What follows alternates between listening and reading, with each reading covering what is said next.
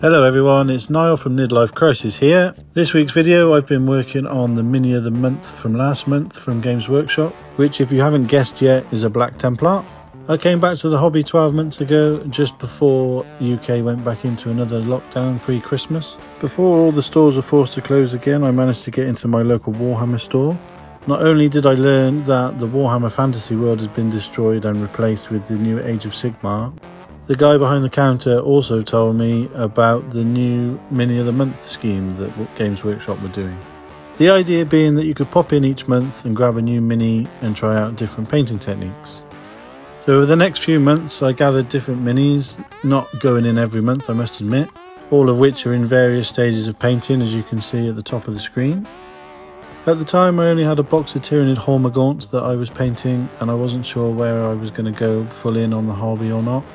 Being able to try out different models and different paint schemes really helped me. I'm not one normally for painting Space Marines, but I don't mind it on a one-off for a different scheme. So back to the point in hand, the Space Marine Black Templar that I am currently painting. He's had two thin coats of black over a light grey primer.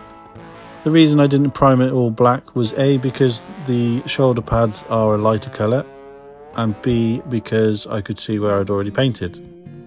The Aquila on his chest has been painted with Xandri Dust, and I'm currently painting the weapons Mephiston Red. I then glue the head and first shoulder pad in place and start to work the black line panelling around the shoulder panel. Painting black so close to light colour is very unnerving for me, and I don't think I could do a whole batch of these. Doing it as a one-off basis I could take my time. The other pauldron I decided to paint before I stuck it onto the model. This is mainly for the Black Templar symbol, but it's easier to spin around to get all the way around this than when it's stuck to the Mini. So for the Templar crest, I started sketching out a cross in the middle of the pauldron. Just using thin light lines at this point in time, we'll build up to the bigger symbol eventually. I've watered the black down a little bit so that if I do make any mistakes I can come back over easily with white. Then starting from the middle I work out to a point and then draw a triangle back to the middle point of the cross. I found that breaking it down to smaller triangles helped get it a bit more even, and it also took away from getting it perfect first time or feeling I had to, because I was just going to draw the triangles all the way around and see what it looked like. And because the black's watered down, I can tidy up the lines and make the lines a bit crisper later on with white if I need to. So with all the base coats done, I moved on to edge highlighting. I decided to do a wider first highlight with a darker blue, and then I would work up to a lighter blue for crisper edge highlights later on. Again, I decided to water down the blue so that it doesn't stand out too much for the first edge highlight. When it's dry it fades in a bit more, which I kind of liked for the transition. Then as you can see, with a thinner light blue edge highlight it really makes the blue fade in nicely. And with the whole armour panel lined it does make a nice standout effect. It's not something I'm used to as an Orc and Tyranid player, I must admit I'm not that accurate, but I took extra effort with this as it was a one-off and I wanted to test myself and improve my techniques.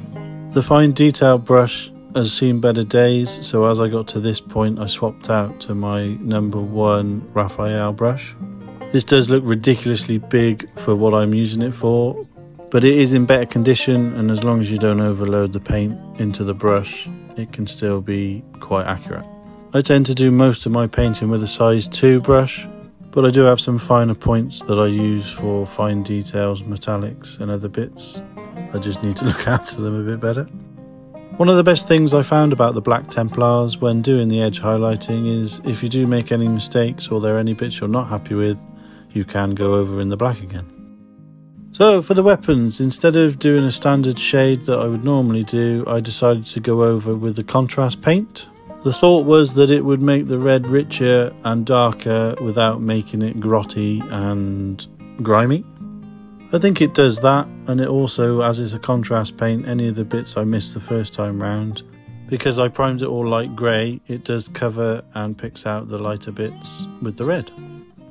I did shade the Aquila and the belt with the Agrax Earth shade, just to bring out the brown on the belt and I find that Agrax over Zandri does wonders for bone colour or any sort of colour like that. I highlighted the tips of the Aquila with Screaming Skull just to pick out a bit of detail. I probably could have done a little bit more highlighting in other areas, but I wanted to get this guy based and see what it looked like. So without further ado, here is the big reveal.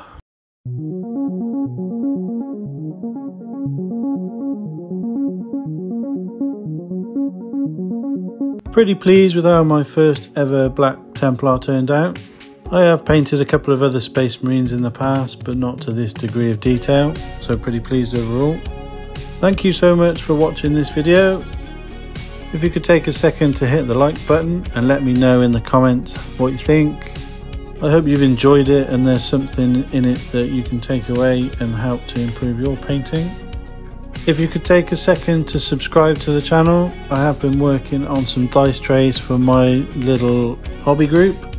I've also started work on some terrain, and I will be repainting my NIDs once I have figured out a colour scheme. So do please subscribe, it really helps the channel and it only takes a second. And hopefully I will see you all in the next